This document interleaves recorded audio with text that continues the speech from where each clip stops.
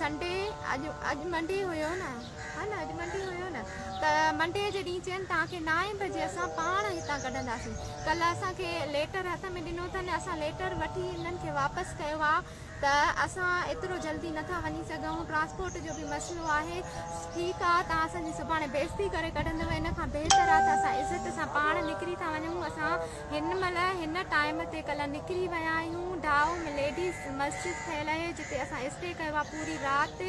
हिननि असांखां पुछो आहे त तव्हां किथे आहियो, हालांकि असां हिननि खे इहो बि चई वियासीं त अगरि असां घर वञी नथा सघूं, जिते आहियो उते वेंदासीं, कुझु बि थियो त ज़िम्मेवार तव्हां आहियो।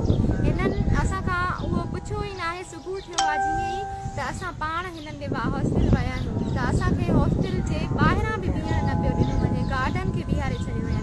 उन जे बावजूदि कीअं बि करे असां गर्ल्स हॉस्टल जे अंदरि विया आहियूं त असांखे कीज़ रूम जूं न ॾिनियूं अथनि त तव्हां रूम खोले भला पंहिंजो सामान ज़रूरी जेको बि अथव खणो। त असां रूम जे ॿाहिरां वेठा आहियूं। उतां असां इहे जेके वीडियो वायरल थिया आहिनि, असां मां लाइव आई आहियां, हिन खे तव्हां ॾिसो था तशदुद करे कहिड़े तरीक़े सां हिन खे उतां घसीटियो वञे थो। ऐं जॾहिं मां पुठियां गार्ड खे चवां थी त छॾियो छोकिरी खे आराम सां वठी वञो, त हू हथु खणण लाइ बि माई तयारु हुयूं। जेके 2 पंजाबी मायूं हुयूं गार्ड, सिक्योरिटी गार्ड, उहे हथु खणण लाइ, ऐं मोबाइल बि मूंखां खसी वियो हुयो। उन्हनि ॾिठो मां वीडियो भरियां थी त मूंखां मोबाइल, जेकी वार्डन आहे उन जे हथ में उहा मोबाइल आहे, उहा मूंखे मोबाइल बि न पई ॾिए थियो मां कंहिंसां कॉन्टेक्ट करे सघां ऐं ॿुधायां त हिननि असां सां कहिड़ो हाल कयो आहे। ऐं असां ते उन वक़्तु इहे लफ़्ज़ ॻाल्हाया वञनि था त तव्हां जाहिल छोकिरियूं आहियो ऐं तव्हांजी फैमिली कहिड़े क़िस्म जी आहे जो तव्हांखे हिते छॾियो अथनि। मतिलबु हुननि खे जीअं न बर्दाश्त वारी ॻाल्हि हुजे। हा, उन्हनि ईअं चयो तव्हां जाहिल छोकिरियूं, इहो लफ़्ज़ उन्हनि ॻाल्हायो त हिन ऐं मां अञा तेज़ शाउट कयो त तव्हां असांजी फैमिली जे बारे में इहो कीअं था ॻाल्हाए सघो। ज़ाहिर सी ॻाल्हि आहे, तव्हां बदतमीज़ी कंदव त असां बि कंदासीं। असांजी फीस जो इशू आहे त असांजी जेकी फीस जमा थियल आहे 2 सालनि जी, उहो असांखे हथ जा ठहियल पे ऑर्डर ॾिना अथनि, जेके असांजा मथे मैनेजमेंट में उहो एक्सेप्ट ई नथा कनि उन्हनि खे। मतिलबु उहा बि तव्हांजी कमी त न आहे न, तव्हां त पंहिंजी फीस जमा कराए छॾी आहे। हाणे हू कागज़ जेकॾहिं जाली हुननि माण्हू अहिड़ा विहारिया आहिनि, 2 नंबरी करे विया आहिनि, उनमें तव्हांजो कसूर त न आहे न, उहा त कागज़ी कार्रवाई हुननि जो मसइलो आहे। ठीकु आहे, उन्हनि उहे जाली जेके बि असांखे ॾिना आहिनि खणी वियासीं त हे असां 2 सालनि जी जमा कराई आहे, असांखे जेकी रहियल आहे उन्हनि जा वाउचर ॾियो त असां क्लियरेंस करायूं। त उन्हनि चयो हे त कम जा ई न आहिनि तव्हांजे।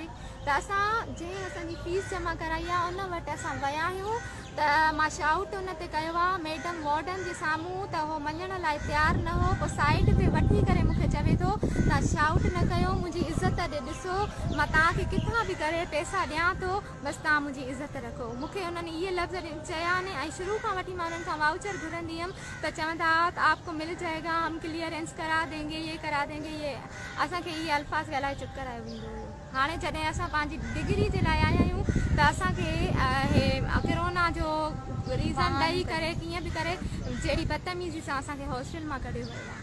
अच्छा, हॉस्टल ही साम्हूं ई आहे? जी बिल्कुलु, हे साम्हूं हॉस्टल। दोस्तो ही साम्हूं जेका आहे इहा हॉस्टल आहे, उनजे साम्हूं मां बीठो आहियां। ही न्याणियूं असांजूं जेके आहिनि ही हिन वक़्तु ॿाहिरि वेठियूं आहिनि कंहिं वण जे हेठां। ही वण तव्हां ॾिसी था सघो, हिते वणनि जे हेठां ही बेंच पई आहे। हिते ही दोस्त बि वीचारा वेठा आहिनि जेके हिते पहुता आहिनि अची, ऐं उन खां पोइ हे हिकिड़ी बेंच पई आहे काठी जी, उन ते जेको आहे सो हॉस्टल जे साम्हूं स्टे करे वेठा आहिनि।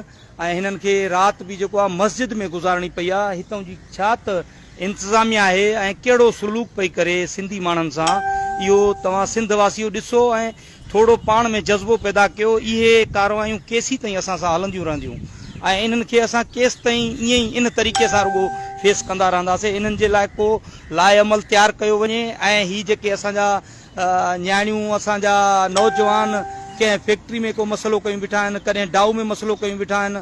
बहरहाल इशू त सभु दोस्तनि खे ख़बर आहे, पर ही ख़ासि तौर ते तालीमी इदारनि में जेका ज़्यादती घर वाले हैं ना, तो घर काम करके नहीं देना, घर वालों काम है ना, इतना किराया थोड़ी है हमारे ये देंगे।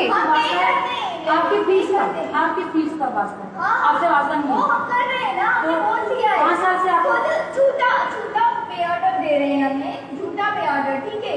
हम तो कह रहे हैं सारी चीजें जमा कर रहे हैं और मैं यहाँ की स्टूडेंट। आप लोगों से 2-3 दिन से 4 दिन से मसला हो रहा है। आपने किसी को कॉल करके बुलाया घर से बड़े को? क्यों बुलाए? हमें अपना काम करने देना है पहले, क्यों बड़े हम बड़ों को बुलाए?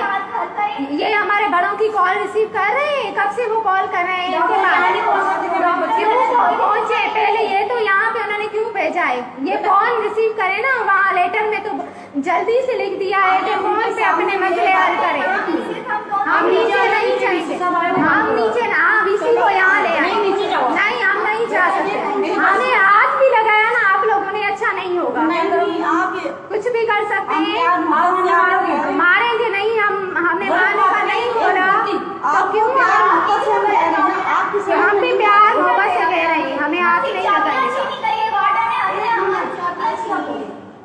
प्यार मोहब्बत की बात नहीं, मेरी बात सुनो ना, हम प्यार से पेश आते हैं, जब भी तुम्हारे प्यार से पेश आते हैं, वार्डन का क्या आगे कि स्टूडेंट से चाबियां छीने, जब उसको कहा जा रहा है मेरी बात है, क्यों छीन रही है, हमने यहाँ पे चोरी की है या कोई गुनाह किया है? अब ये बताओ अगर हॉस्टल सील है तो सारी लड़कियों को यहाँ से निकाले ना आप लोग, हमारे 2 रूम सील क्यों है? क्यों ऐसा क्यों हम सीधी है इसी से, नहीं क्यों सबको यहाँ ले आए, अब हम क्यों दरवाजा बंद कर दिया था, ये तो हम खुद आए, कल से बाहर बैठे हैं आप लोग, नहीं उनको यहाँ ले आए, हम बाहर नहीं जाएंगे, उनको आप यहाँ ले आए, हम नहीं यहाँ से हिलेंगे भी नहीं, क्यों पकड़ेंगी आप? नहीं हम नहीं जा रहे, छोड़ दो, हाथ लगाया ना, मैं नहीं उठा रही, आप हफ्ते तो हाँ मैं खड़ी हूँ,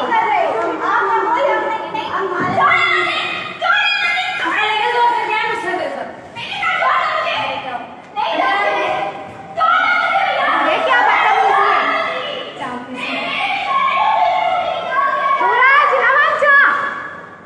सूरज नमन जा तो यहाँ पे आ जाए ना,